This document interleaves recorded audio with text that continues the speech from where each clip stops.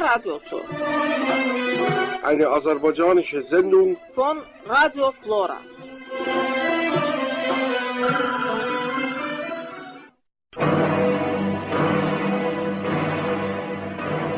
Danışır Azərbaycan Demokrat Firqəsi.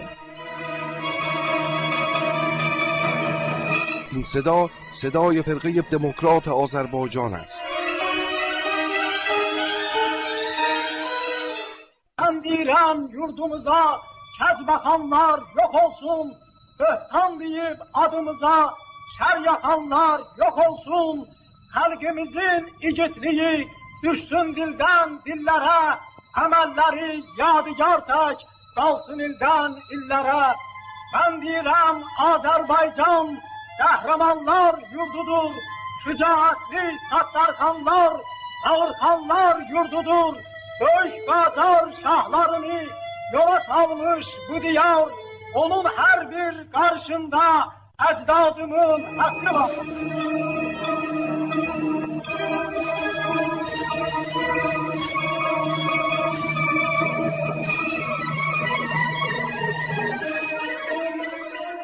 Aziz kardeşler, firqemizin rəhbərliyi altında xalisə yerlərini və xalq düşmənlərinin yerlərini kəndlilərin arasında təqsim edib, onların əlinə silah verərək aldığınız torpaq və azadlıqdan müdafiə etməlisiniz dedik. İndi sizin boynunuzda böyük vəzifə durur. O aldığınız torpaqları saxlamaq və aldığınız azadlıqdan müdafiə etmək. İndi bütün İran kəndliləri, Azərbaycan kəndlilərinin aldığı torpaqdan ilham alıb, ayağa qalxmış, təkən yemişdir. Mürtəceylər bu hərəkətdən qəzəblənib və o azadlığı boğmaq istəyirlər. İranda böyük mübarizə başlanmışdır. Azərbaycan kəndlisi bu mübarizənin pişahəngi olub, qabaqda gedəni olacaqdır. Yaşasın Azərbaycan kəndlisinin azadlıq yolunda apardığı mübarizəsi.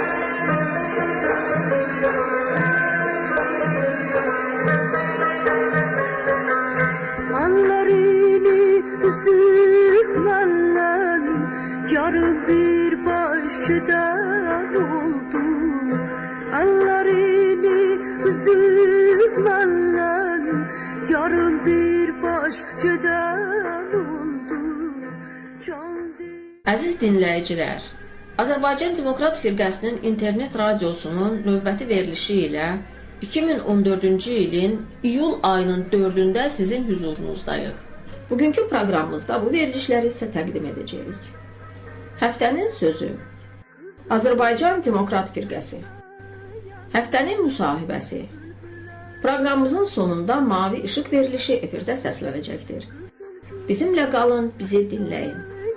Ben bülbülüm qəfəstəyəm mən, gözürəm mən qəmli görən deyir. Qurtuluş istirəm məhkum elmə, bu nə şıltaqlıqdır, nə tamahkarlıq. Dilizə dəymirəm, dilimə dəymə, bu sözün harası suçdur, günahdır. Səhənd Diləyimdən ayrı düşdü dillərlə. با سلام‌های گرم و آتشین خدمت تک تک شما عزیزان شنوندگان با وفای فرقه رادیوسو که در تاریخ 4 جولای سال 2014 صدای ما را، صدای کارگران، دهقانان، زحمتکشان، دموکرات‌ها، آزادیخواهان، روشنفکران و انقلابیون آذربایجان را میشنوید. با بهترین آرزوهای قلبی برای تک تک شما عزیزان در کار و زندگی و پیکار و مبارزه برای به دست آوردن طبیعی ترین حق و حقوق انسانی خود، یعنی آزادی، دموکراسی، عدالت اجتماعی برابر حقوقی زنان با مردان و حق تعیین سرنوشت به دست خود تا سرحد جدایی و یا زندگی داوطلبانه مشترک با هم و در کنار هم برنامه این هفته فیلگر رادیو سو را تقدیم حضور شما عزیزان می‌کنیم. در بخش اول هفترین سوزو سخن هفته را خواهید شنید. در قسمت دوم در بخش آذربایجان دموکرات فیلگسی فرقه دموکرات آذربایجان سومین قسمت از گفتگوی علیرضا میانالو با زنده یاد صابر امراهی صابر نباغلو را تقدیم حضورتان خواهیم کرد.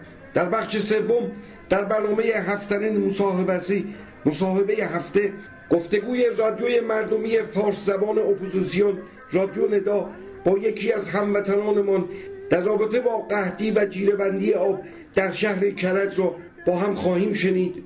و پایان بخش برنامه امروز برنامه ماوی اشق نور آبی خواهد بود که در این برنامه قطعه شعر آنا دلم از زنده یاد شاعر خلق آذربایجان بختیار وهابزاده را به سمع شما عزیزان خواهیم رساند. با ما باشید و به برنامه فیلگر رادیو سو رادیوی اینترنتی فرقه دموکرات آذربایجان گوش فرا دهید.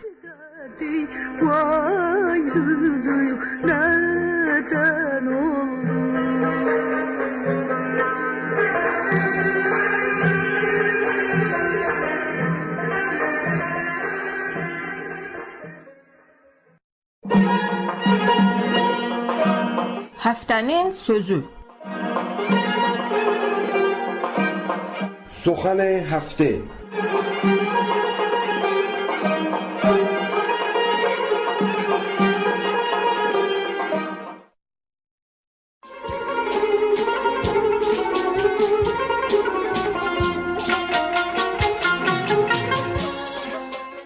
Gözəl Zəncan şəhərlərin başıdır, lə'l-u mərcan, torpağıdır, daşıdır, İran üzük, Zəncan üzük qaşıdır, səlam Zəncan, səlam arzım, diləcim, sən olmasan qudrət tapmaz biləcim. Gəzməlidir Zəncan silləxanası, görməlidir Sultaniyə binası, ay qəhrəman yiğitlərin anası, ay qəhrəman yiğitlərin atası, səlam sizə, səlam sizin elizə, səlam gözəl gövkət türkü dilizə.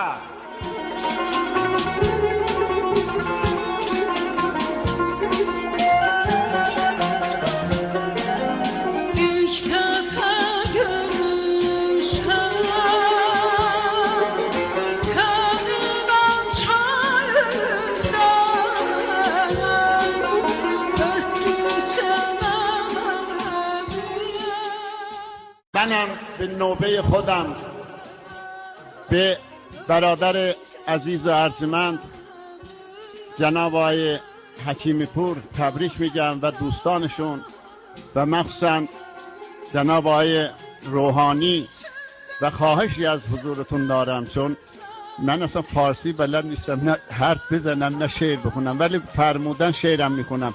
این تیکه را فارسی میگم که یادتون نره به مردم چه گولی داده اید.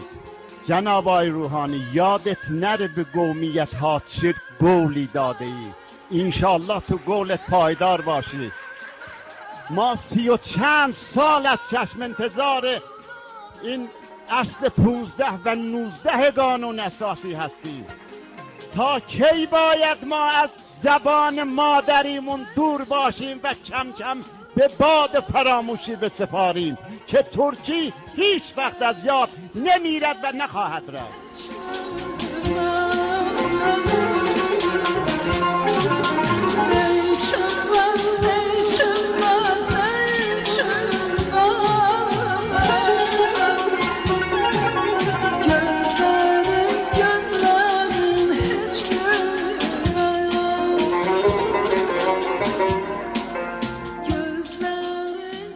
ولی آیا این خواسته ملت، این قومیت ها قانونی است؟ بله قانونی است، چون در قانون اساسی هست. من لالایی خودم را از زبان مادرم به زبان ترکی شنیدم، اون یکی کردی، اون یکی عربی، اون یکی فارسی، همه به زبان مادریشون علاقه دارن. پس فراموش نکنید ملت چشم در انتظاره. حالا یه شعر فارسی، یه شعر ترکی.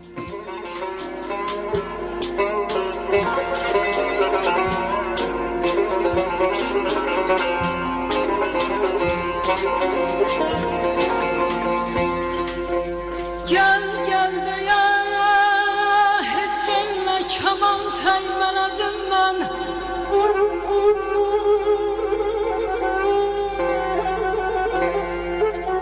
Gel gel de ya hicrinle keman teymeledim ben.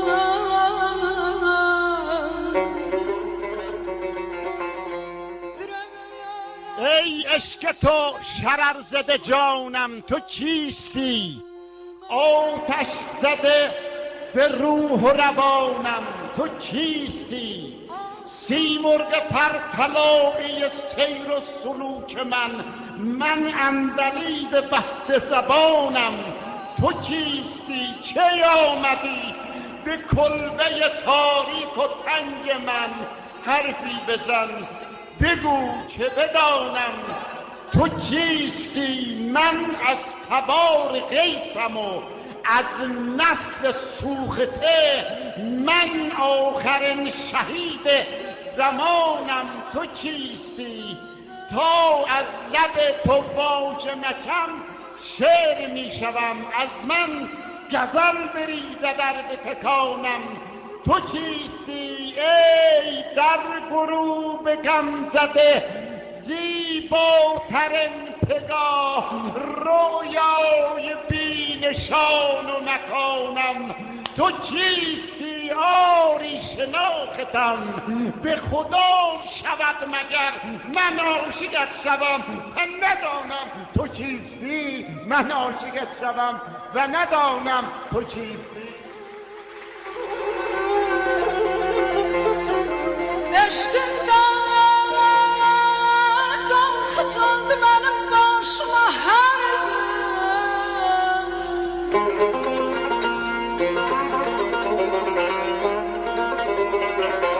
Eşkinden birdən də şəkil şeir oxuram. Bir yolda qəblən oxumuşam. Buyururlar ki, Azərbaycan İranın başıdır. Elə oturdu da ya, İranın dirilici Azərbaycanlı. Amma bu başın bir dili ola danışa, bir qələmi ola yaza, bir dənə kitabı ola oxuya. Axı dilsiz, ağızsız, qələmsiz, xudyarsız, danışıqsız nə baş? Aşısının ustadıyla bəxtiyar olmaz. Öz eşkimin, öz kəndəm qurban elədim mən. Aman, aman, aman, aman, aman. Yarım aman, aman, aman, aman. Cənab-ı Həkimpur, sizdən də xahiş edirəm, hey burada təlaş eləyin da, təlaş eləyin biləxrə öz dilimizə görə, elimizə görə. Elə hamımız biz müsəlman bacı qardaş, hamımız bir ağacın meyvəsidir. Kökümüz birdir bizim. Salibi Surxu Cahani məni şairi sulhu dostu elam edirdi. Sağ olun. Dedi, sən niyə deyirsən ki, biz müsəlman bacı qardaş? Dinən bütün insan bacı qardaş. İndi bütün insan bacı qardaş, hamımız bir ağacın meyvəsiyik. Kökümüz birdir bizim. Xoş, indi mən şeirimi oxuyum.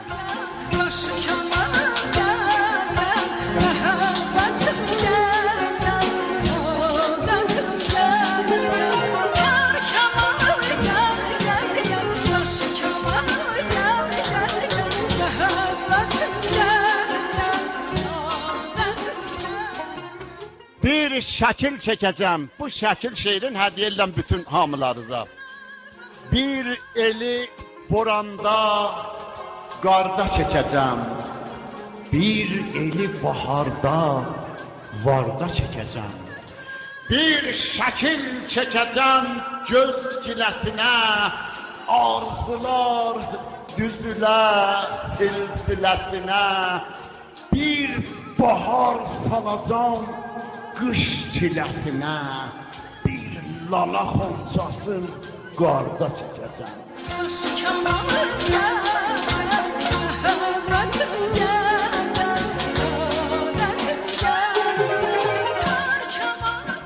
Bir dağı çekeceğim duman içinde. Bir dağı çekeceğim duman içinde. Bir hakkı doğrudan yuman içinde. Bir derin bakış ki yuman içinde şahdada bir ağaç barda çekeceğim.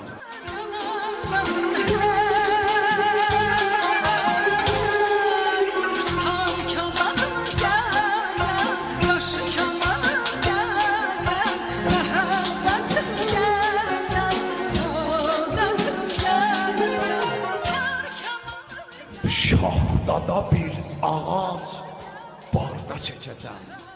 Bir ışık çekeceğim uzaktan akır. Bir deniz çekeceğim damlada bakır. Bir eli çekeceğim min ildi yatır. Varlığım bilmirəm harda çekeceğim. Tikili bir ağız çekeceğim. Tikili bir ağız çekeceğim. Buma bir derin bakış ki fikirə cuma yollayam şəkilin Tehrana. Buma bir elin yokluğun barda çekeceğim.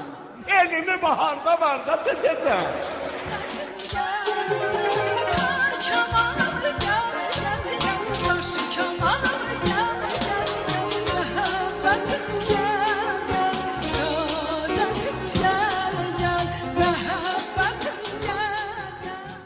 Fikirli bir ağız çekeceğim buma. Bir derin bakış ki fikirə cuma. Yollayam şəkilin Tehrana buma. Bir elin yokluğun barda çekeceğim. Neyliyim? Dilsiz bir baş çekemmirəm. Sinemde ürək var, daş çekemmirəm. Elimin gözünde yaş çekemmirəm. Elimin bu elim mahlısın harda çekeceğim. Elimi baharda varda çekeceğim. Elimi baharda varda çekeceğim.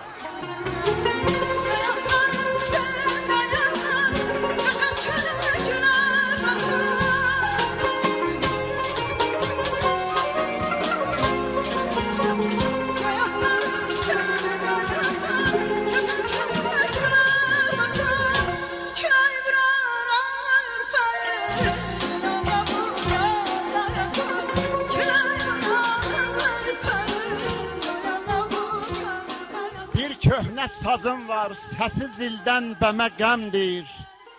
Şənlik havasın çalmağa şayət simi kəndir, söylərdi atam.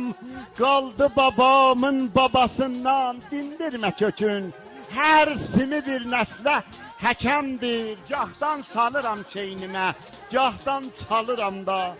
Hər sim keçirəm naləsi matəmdir, sitemdir. Hər sim keçirəm naləsi matəmlə sitemdir. Sağ olsun saz, sağ olsun söz.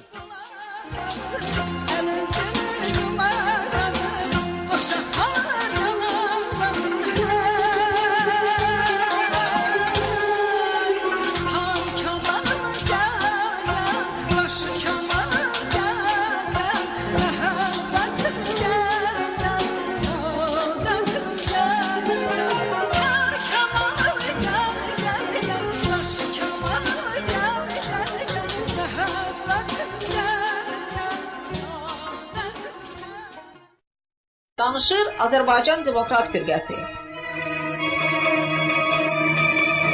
این صدا صدای فرقه دموکرات آذربایجان است.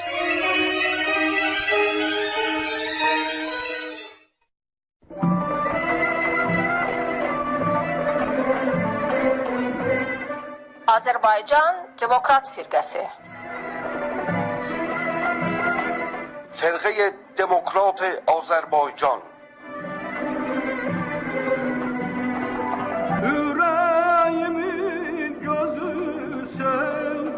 söhbeti sen sözüsen, yüreğimin gözüsen, söhbeti sen sözüsen. Ey benim mehebbetim, ey benim ülviyetim, gel.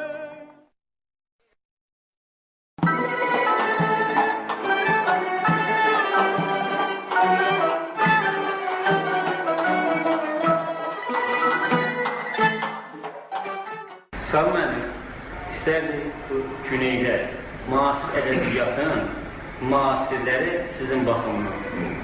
Mələklər şahı, ala gözlü yarım getmə amandır, gözələr sultan mələklər.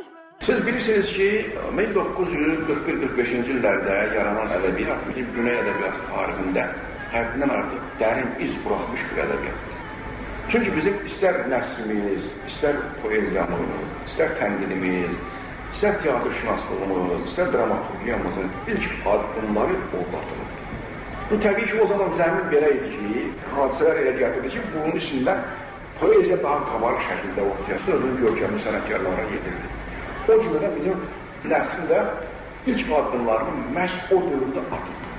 Böyük əsərlər yarandı.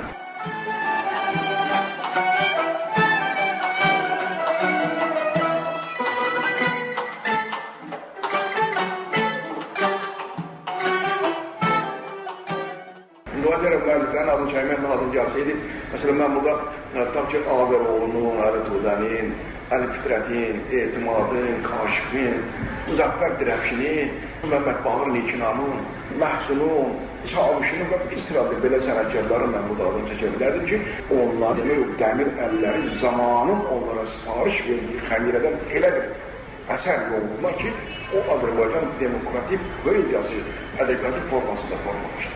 O dövrün əsərlərini oxuyanda indi də doğrudan ləzzət verir ki, birisi bədii əsər üçün əsas meyar nədir? Belə bir fikir var ki, deyir, şairi zaman ona görə yaradır ki, o da zamanların fikirlərini öz əsərlərində verə bilsin.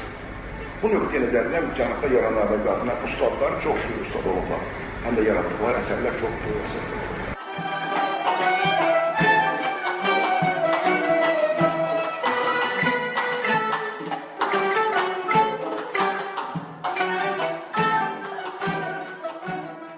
Lakin təəssüf ki, 1946-cı ildən sonra Cənubi Azərbaycanda o hərəkat ləğv olundan sonra orada birisi divan tutdular, nələr elədilər də, bəlkə də bunu bir daha yada salıb, bəlkə qanun daratma qədər 25 min adamı qırdılar, zarabat deyil.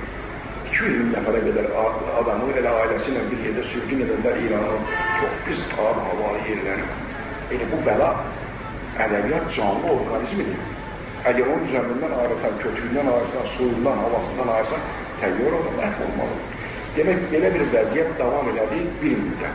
Hətta şairlər yazmalar, demək, onlar cənubda olanları nəzərə tuturan, doğrudur, ədəbi prosesi heç bir vaxt sükut sözü ilə yan-yana qoymaq mümkün deyil. Ən çətin vaxtlarda belə şairlər, yazıçılar, ədəbiyyat əhli özünün yaradıcılıq imkanlarına, yaradıcılıq idealına sadiq qalır. O zaman da yaranırdı. Amma bunların nəşri üçün yaranmanı, yayılması üçün elə imkan yoxdur.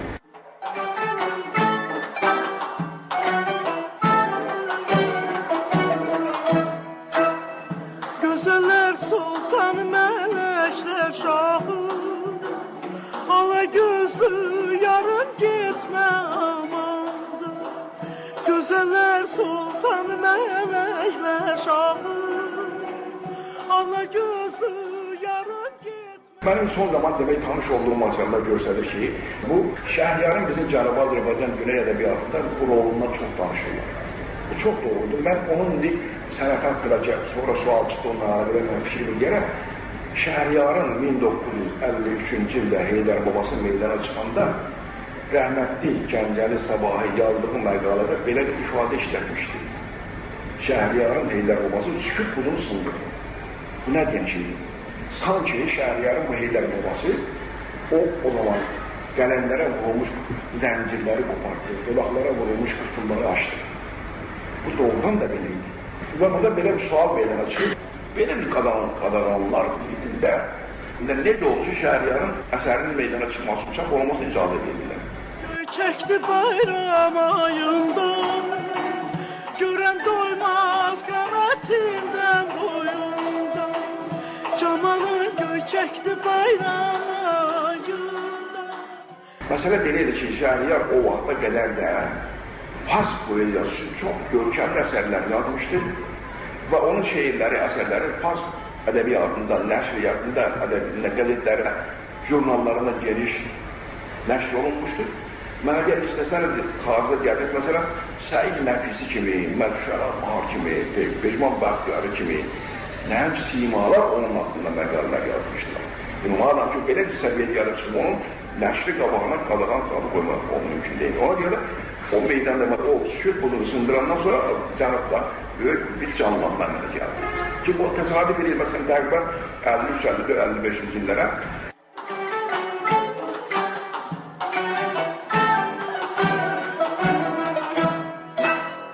Sənə qurban olum ay miragərdə, görənin ağlını alırsan səndə. Sənə qurban olum ay miragərdə. Demək, bu meydana gələndən sonra bizim şairlərin özləri də başladılar, cəsarətləndirlər, bir sıra şeirlər yazmaq başladılar. Məsələn, mən sonralar mətbuatda çıxan şairlərdən mən gördüm ki, məsələn, Səhəmdir, Sönməzdir, Haşim Tərlandır, Saplaqdır, Qaflantıdır və bir sıralar demək, bunlar hamısı o dövrdən sonra bunların qələmləri təzədən işləməyə başladı və bunlar yazılar yaratdılar. Doğrudur, bunların nəşri üçün o qədər eniş imkan yoxdur, amma işlər o yerə gətirib çıxardı ki, bu imkan onlar üçün yaranmalı idi.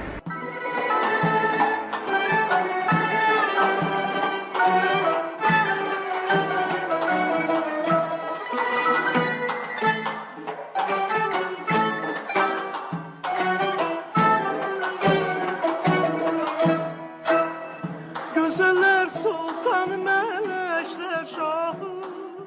Ta gəldi çıxdım İslam inqilabına qədər. Mən indi işin bir tərəfini deyim ki, İslam inqilabı bizim ədəbiyyatın demək, xüsusilə onun müəyyən qədər dilini özünə qaytarmalı rol olubdur. Çünki o zaman siz bilirsiniz ki, mən hesablamışım, təqribən 22-yə qədər jurnal nəşr olunmağa başladı, qısa bir müddət içərisində. Özdə bunların ideyası hamısı sağlam jurnalları.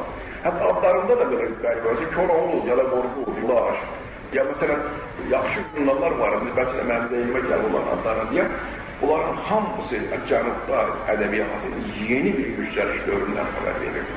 Bu çox yaxşı halıdır və mənə belə gəlir ki, bu təsəvvürdə olanlar yanılmalılar. Cənubda əməlli başlı bir ədəbiyyat formalaşmağa başladı və yenə də mən deyim ki, burada Cənubda formalaşan ədəbiyyatın aparıcı qüvvəsini yenə başladı poeziya təşkil edəməyə. O keçmiş, bizim keçmiş yazılarla yanaşı yeni nəsl yetişməyə başladı. Və bu da özü də çox yaxşı halıdır. Mənim indi zeynimə gələnlərdən deyim, məsələn, mən tanış olduğum o cavanların içərisində, məsələn, Ahtsız adlı şairlə mən tanış oldum, çox gözəl şeirləri var.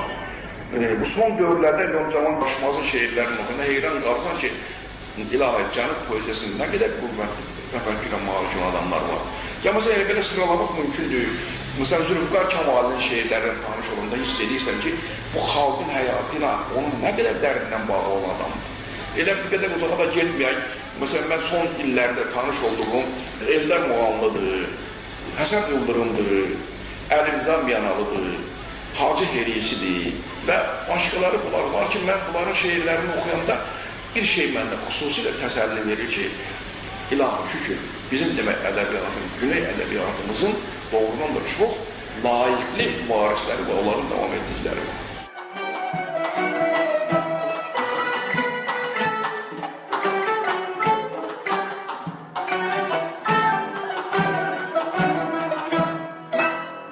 Sənə qurban olum ay miragərdə, görənin ağlını alırsan səndə. Sənə qurban olum ay miragərdə, görənin ağlını alırsan. Mən son illərdə xüsusilə, əgər söhbət güney ədəbiyyatından gelirsə, bizim həmişə, şəxsən mən də bu əqidədə olmuşam, çünki bilirsiniz də, mən təqribən 79-cu ildən başlayaraq Güney ədəbiyyatı haqqında hər ay bəlkə də 2-3 məqaləm gedib, mən radioda onun nəşrlər yaydırmışam. Bir şey həmişə narahatlıq doğurdu doğrudan. Bu da cənubda nəslin zəif inkişafı idi. Bu doğrudan da belədir. Gitme amandır gitme.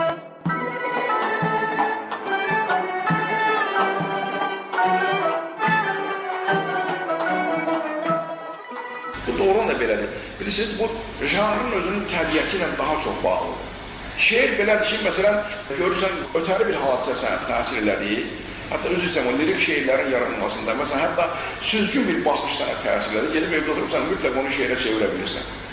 Amma nəsl yazmaq üçün onu almalısan, tərqdə almalısan, zeynində, köksündə pişirməlisən, o ondan bir müəyyən məxluta çevrilərindən sonra sən ona yeni figur yarada bilərsən. Nəslin bax buna görə nəsl müəyyən qədər yerdə qalırdı. Amma mən məsələn hekayələr oxudum.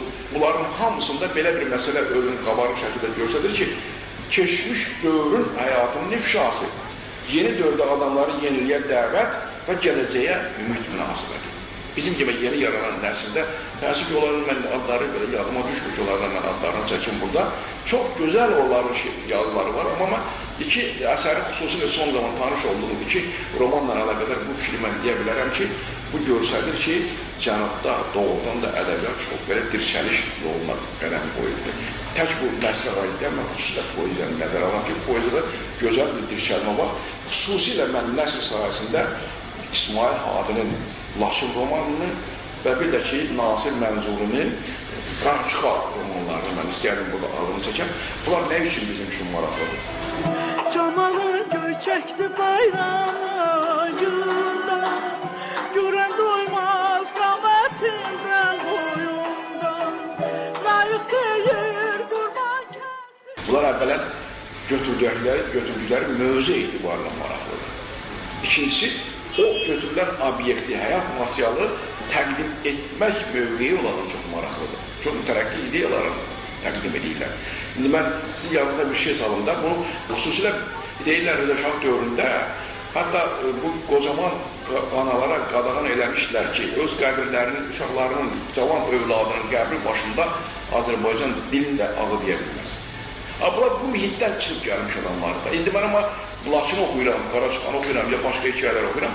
Görürəm ki, bunlar nə qədər də böyük hünərlə o sıxıntıların içindən çıxıb gəlirlər və bu saatları bizim cənubda demək özünə məxsus bir nəsil yaranmaqdadır. Və bu da mənə belə gəlir alışalar. Və aslında mən deyim ki, onlar elə bir təzə bir məktəbdir. Onların ifadələrində də, xüsusilə o Qaraçıqada o qədər yeni şeylər var, indi bəlkə də biz onu həzm edə bilmirik. Amma o müəllifin, mən onun mövqeyini almışlayıram, o elə belə bir ənənə gəlsinlər. Bəlkə də bu Avropa ədəbiyyatı ilə bəlkə də daha çox səsləşən bir formadır, bir stildir. Amma mənə belə gəlir ki, madam ki bu yola düşüblər, bu yol mütləq uğurlara aparıb çıxaracaqdır. Mən cənub ədəbiyyatının gələcəyinə xüsusilə çox inanıram, xüsusilə son dövrdə cənubda gedən bu canlanma, dirçəliş bizim üçün daha çox maraqlıdır ki, bu da olmalıdır. Bu da yəqin ki, onların öz həyatları ilə əlaqədar olan bir şeydir. Deyir qurban kəsin boyundan, sənə qurban canım getmə, amandır getmə, amandır getmə, amandır getmə, amandır getmə, ah getmə, amandır getmə, amandır getmə. Danışır Azərbaycan Demokrat Firqəsi. این صدا صدای فرقه دموکرات آذربایجان است.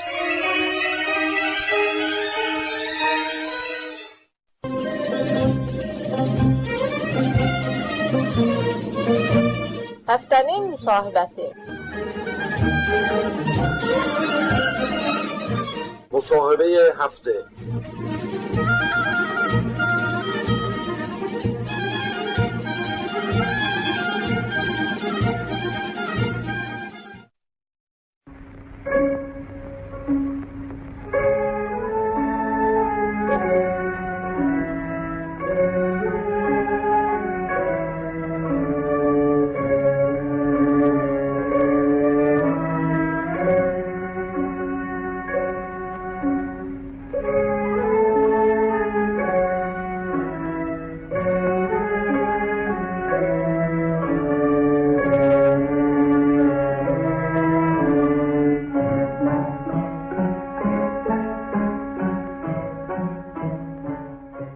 سلام و درود به شما. قربان جانم بفهم. من حمید روشن هستم، از رادیو ندا تماس میگیرم. بله بفهم. امیدوارم که بی موقع مزاحم نشده باشم. نه بفهم جانم. عرضم خدمت شما که با شهروندان کرج در مورد جیره‌بندی آب گفتگو میکنم. آیا شما هم مایل هستین در این گفتگو شرکت کنید؟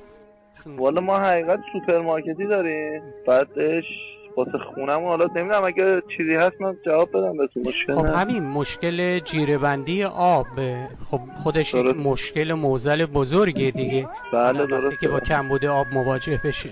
درسته. اون هم در فصل گرما و تابستان و این ماه واقعا سخته. آیا آب شما هم جیره‌بندی هست؟ این بخشی از مناطق کرج تا حالا ما 2 روز اینجوری شده. اون روز تقریبا فکر کنم 3-4 روز پیش بود، ساعت 8 شب قطع شد آب. 2 ساعت قبلش که فشارش خیلی کم بود، بعدش ساعت 8 کلا قطع شد. ساعت 12:30 بود دوباره وصل شد. بعدش دیگه یعنی بدون اطلاع قبلی بدون اطلاع قبلی نه به ما کسی گفت، نه تو محل اعلام کردن. یعنی یارو بنده خدا پیرمرده اومده بود اینجا، یه بشکه یه نه 20 لیتری دستش گرفته بود، آقا تو رو خدا ببین قطع آب ما هم قطع. بعد هیچی دیگه اینجوریه.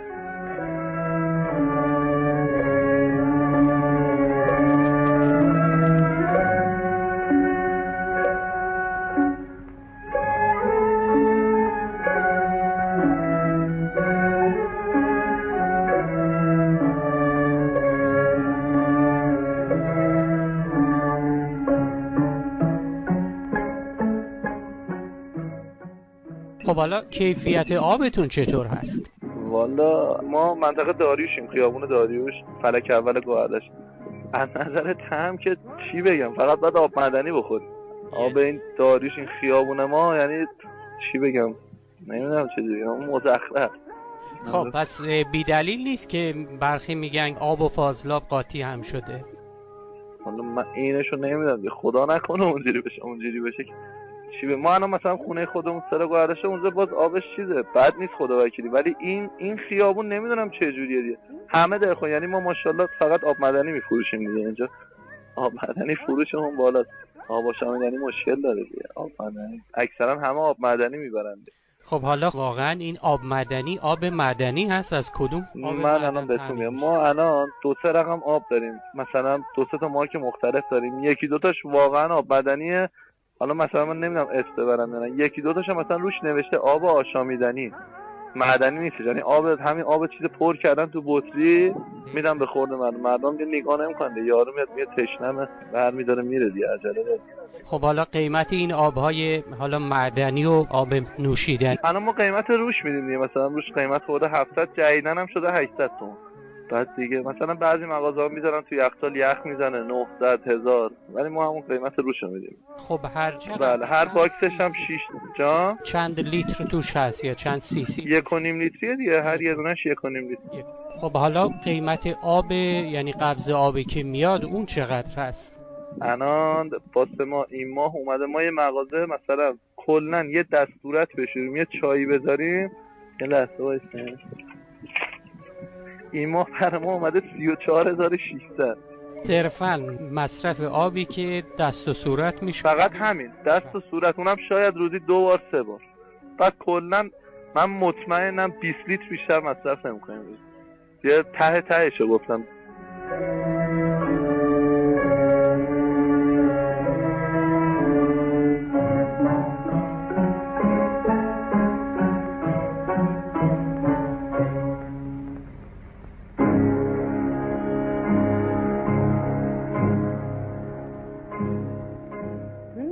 بله. حالا این که خوبه، مثلا پول برق دوره قبلی برای ما اومده 130,000 تومان. این ماه حالا بدون کولر که ما مثلا هنوز کولرمون روشن نکردیم، خدا شاهده 430,000 تومان پول برق اومده. تو نمیم دردمون رو به کی بگیم. یه 430,000 تومان یه مغازه 18 متری. البته منم مثلا بغل ما هم مغازه است، بنده خدا یه یخچال داره 300,000. مال همه اینجوری اومده دیگه، تنها مال ما نیستش. ماشاءالله افزایش قیمت فکر کنم 100% بوده. خب عنوان میکنن که یارانه نقدی پرداخت میکنیم. یارانه به نظر شما خیلیه 40,000 تومان؟ به نظر من که در واقع هیچی نیست. ای کاش فقط اندازه همون پول آبه میریختن. آره دیگه چی بگم، 40 اصلا آدم خندش میگیره. الان ما مشتریام میاد، یارو میگه آقا به خدا صبح 50 تومن گشتم جیبم، ظهر هیچ چیش نیست. صبح 50 تومن میذارم جیبم، صبح ظهر تموم میشه. الان دیگه حساب کنید دیگه 44500 تومن، 47500 فکر کنم. نه 47500، 44500. آره 44500 تومن یارانه میدم مثلا. عنوان کرده بودن که با پرداخت یارانه ها هیچ فقیری در ایران پیدا نخواهد شد و پول امام زمان هست و پول برکت هست. و والا ما که چیزهای دیگه داریم میبینیم، ما که چیزهای دیگه میبینیم. یارو اینجا با بچهش میاد، یعنی میشناسم دیگه، میشناسمش. کلا حقوقش بنده خدا با اتوبوس کار میکنه، ماهی 1 تومن 1,200 میگیره، 500 تومن اجاره خونه است. یعنی بچهش بعضی وقتا میگه بابا واسه من بستنی بخر، خدایی من خودم دلم میسوزه، دلم میسته که میگه حالا ول کن بریم بعدا میایم میخریم. اوضاع خیلی خرابه. خدا رحم کنه ملتمون، خدا وکیلی خدا رحم کنه. منم مادر خودم بازنشسته است، پدرم خود کرده، مادر خودم ماهی 650,000 تومان حقوق میده. بعضی وقتا بهش میگم چجوری زندگی رو میچرخون. باز حالا ما خدا رو شکر اونقدر چیز نیستیم، ولی باز خیلی خدای با 600,000 تومان نمیشه هیچ کاری کرد. شما حساب کنید 600,000 تومان یه دونه روغن میخوای بخری 25,000 تومان، یه گونی برنج 50,000 تومان، این مثلا مصرف 7-8 روز ماست. بعد حالا در کنار اینا اون قبضای آب و برق هم حساب کن شما. مثلا مال خونمون که مثلا کلا یه مادرم تنها زندگی میکنه 80,000 تومان پول برق میاد، پول گاز و پول آب و 200 تومنش هم اونجوری میره. آقا زندگی بخور نمیره. الان زندگی نمیکنیم ما.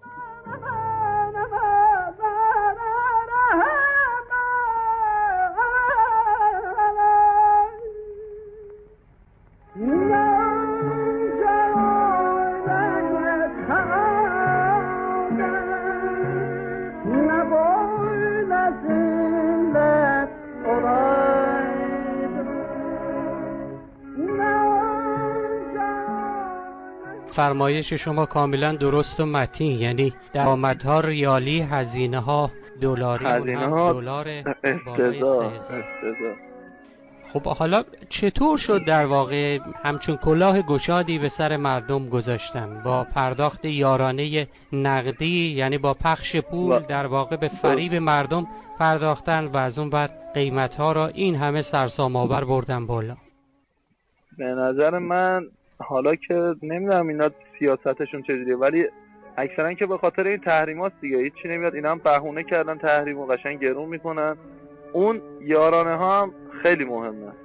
خیلی ها هستن و منو دارم میبینم مثلا یارو سنش بالاسیه، عقایدش همون عقاید قبلیه 40 سال پیش 50 سال پیش، میگه دستشون درد نکنه یارانه‌مون رو ریختن اینجا. ولی همین یارانه ها خیلی داره میره تو پاچه ما ملتمون. چون دیگه الان دیگه آدم یارو خوش میفهمه دیگه 2 نفر باشی مثلا مثل ما 90,000 تومان فقط پول برق خونه است. پول برقی که من ازش استفاده نمی‌کنم. شب ساعت 11 شب میرم خونه میگیرم میخوابم. چراغا خاموش میگیرم میخوابم. این یارانه من یکیه. حالا شما ببین بقیه چه جوری ان دیگه. این یه قدمش بود که شما خودت تا تهش ببین چه جوریه دیگه. حالا ببخشید من اینو میگم، ولی چون از اول زدن تو سر ما هیچی نگفتیم، تا آخرش هم همینجوری میمونیم. هر کار همین یارانه ها هم قطع کنن با ملت ما هیچی نمیگم، هیچ چیزی نمیشه، هیچ اتفاقی نمیاد. بنزین شد 1000 تومان، گفتن دیگه هیچ کی حتما خیابونا خلوت میشه اینجوری، ولی قشنگ پمپ بنزینا 2 برابر شلوغ‌تر شد. افزایش قیمت میخواد چه مثلا سال جدید میشه درست رأس ساعت برج فروردین اردیبهشت نمیدونم چیه دقیق همه چی میره بالا، ولی حقوق بدبخت کارگر حالا با کلی نمیدونم یه روز میان تصویب شد یه روز نشد نمیشه. ما شیری که مثلا دیروز میفروختیم 1900 امروز واسه من آورده 2300. دیشب تلویزیون اعلام کرده آقا امسال واسه ماه رمضان ما اصلا گرونی نداریم، آدرس دادم برید اینجا خرید کنید. اونجا 400 تومان یه شیر 1 لیتری که 60% آبه گرون شده. ماست 6500 شده 7500. الان فرپسط رشته آش هم گرون میشه. میگم ملت میخوان آش بخورن دیگه، بذار گرونش کنیم میخرن دیگه، اب نره بذار گرون کنیم. اون روز تو اینترنت پراید زده 3,800,000 کلن یعنی کلن میشه 3,800,000. بعد اخبار اعلام میکنه 16 میلیون. خب باشه 16 میلیون. بعد میری مثلا به آقا چند 22 میلیون. دیگه ما اینجوری باید زندگی کنیم دیگه. یه چی بگم دیگه، پرحرفی هم کردم. نه اختیار دارین، اتفاقا در واقع حرف دل میلیون ها مردم رو میزنین واقعا. آره خود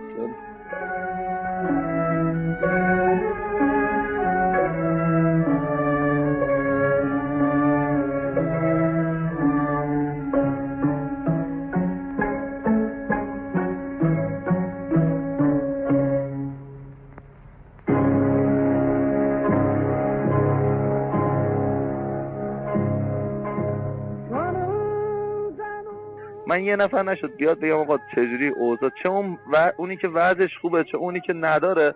از هر کی پرسیدم یه حرفو میزنه دیگه، میگه نه آقا چه هر روز دردسر برو دنبال بدبختی بیچارگی. حالا کسی نمیاد واسه ما بگه مثلا ما راضیم خدا رو شکر اینجوری. همه مینن هر کی یه دردی داره دیگه، هر کی با یه درد خودش مشغول شده در زندگی. اصل درد واسه ما جووناست. فرمودین اصل درد مال جووناست. از چه نظر؟ البته قابل درک هست ولی بیشتر توضیح بدید. شما از چه نظر؟ عید خودم یه با دوستام یه 4-5 روز گفتیم بریم مثلا یه مسافرتی بریم، چند سال نه رفتیم ارمنستان. مثلا الان اینجا من خودم یه فوق دیپلمم، الان دارم مثلا شغل آزاد میکنم، مغازه دارم، ماهی 1.5 میلیون در میارم، مجردم کم میارم. بعد ما مثلا رفتیم اونجا، الان من رفیقای خودم یعنی داشتن یه پراید 10 میلیونی براشون آرزوه، ولی وقتی رفتیم اونجا دیدیم بابا چه قیافه‌ای، یه کشوری که کلا 3 میلیون نفر جمعیت داره، برقشو ایران داره میده، گازشو از یکی میگیره، انقدر تو این خوشی دارن زندگی میکنن. یارو پسره میدی 20 سالشه داشتن راحت زندگیشونو میکردن. چیزایی که اینجا برای ما آرزوه اونجا اصلا به اونا بگی میخندن بهش. پراید وقتی باشه 22 میلیون، یارو الان میخواد زن بگیره، خب آقا بریم زن بگیریم، خب باید حداقل یه 50 میلیون پول داشته باشه، یه خونه اجاره کنه، یه عروسی معمولی بگیره. آخه کجا میخواد بیاد؟ پسر سربازیش تمام میشه بیکار، ول داره میچرخه. منو دوسته خودم دو سه تاشون لیسانسن دارن ول میچرخن، کلافه شدن، نمیدونم هر روز با مادر پدر دعواشون میشه، یه روز از خونه میزنن بیرون. اصلا دیگه چی بگم؟ من میگنم مثلا 12% ما بیکاری داریم نسبت به پارسال، اینقدرم کم شده. نمیدونم چجوریه.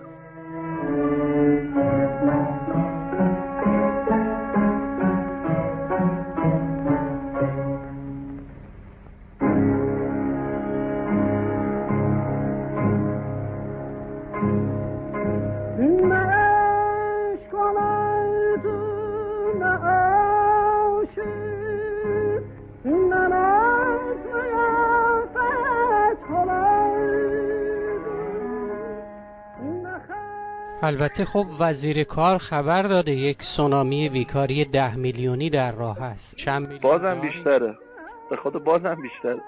من تو محل خودمون 30 نفر بیکار میشناسم.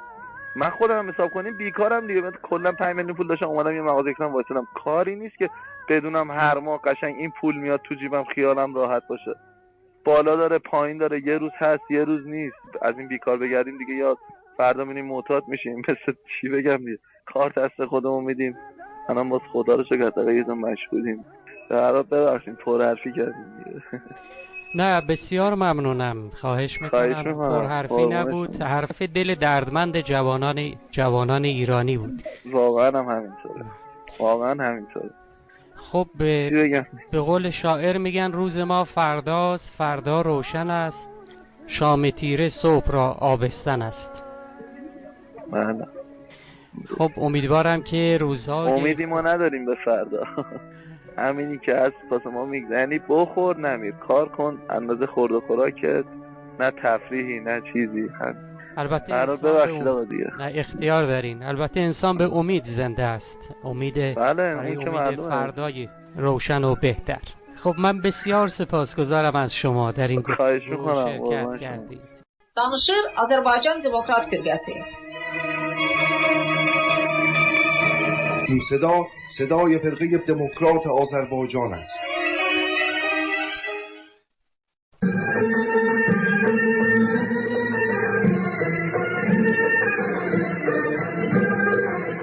Mavi ışık. نور آبی.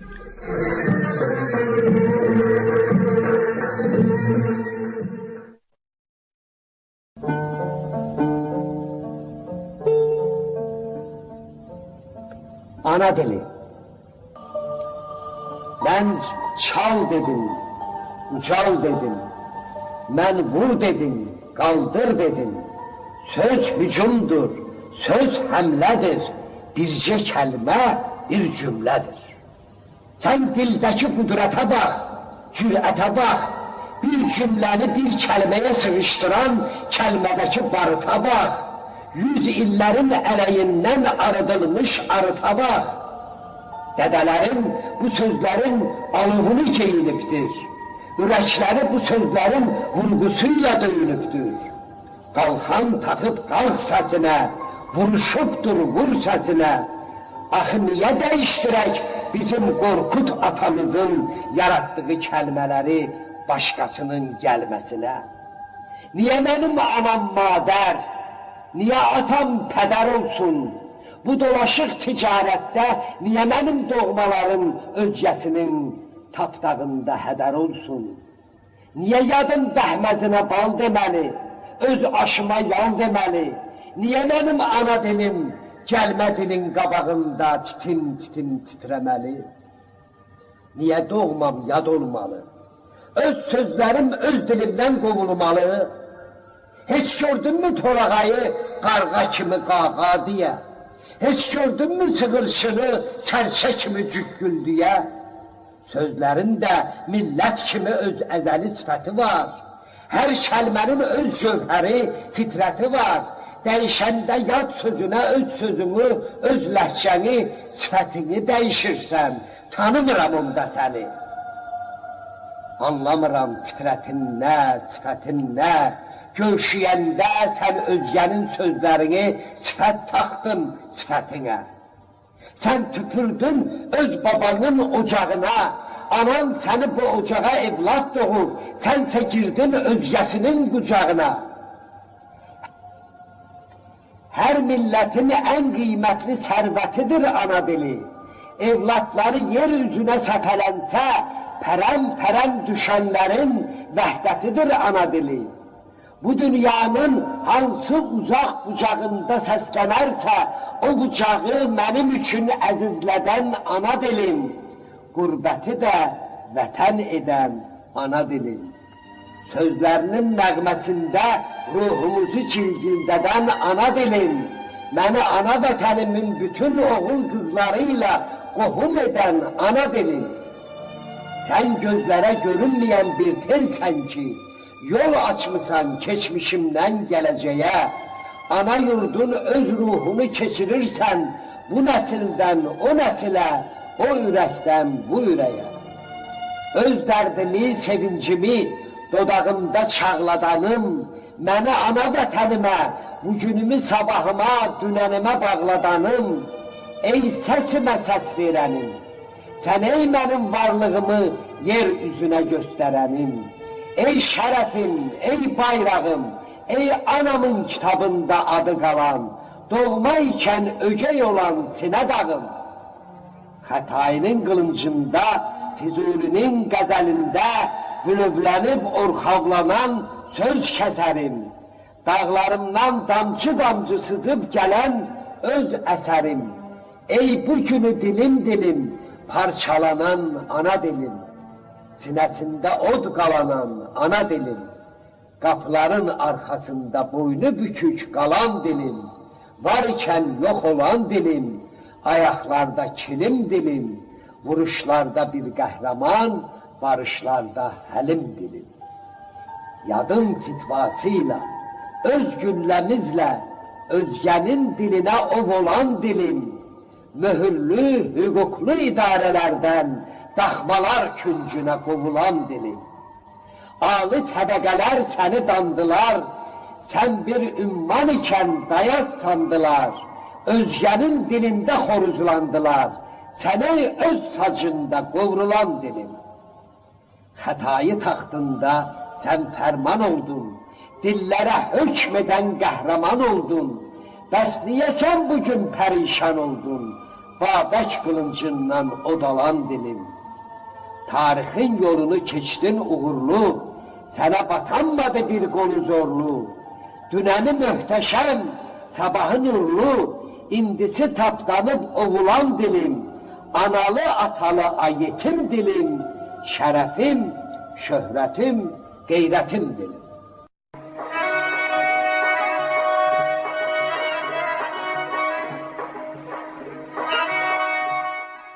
Əziz dinləyicilər, bununla da Azərbaycan Demokrat Firqəsinin internet radiosunun bugünkü verilişi sona yetir. Sizə xoş günlər və xoş əhval-ruhiyyə arzusu ilə sizdən ayrılırıq. Sağlıqla qalın. Gələn həftə bu vaxt efirdə yenidən görüşənədək. Gözəller işlə sənin şöhrətin düşüb dilə.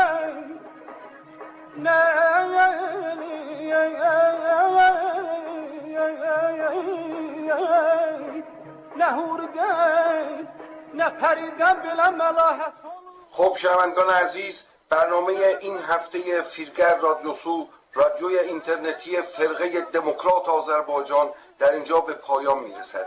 تا هفته آینده شاد و خوش و خرم باشید. Yetmək olursa nəsib məhzunun, bu xəstə könlünə ol da gözəl cəvabı doluracaq baba.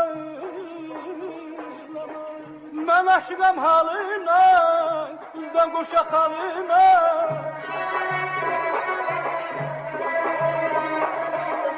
Mən aşıqam halına, üzdən qoşa xalına. Lala benefşe etmez, yarın gül cemalına. Lala benefşe etmez, yarın gül cemalına. Tellerin yan kara kız, eyle derdime çara kız. Ay kaşı gözü kara kız, gel eyle derde çara.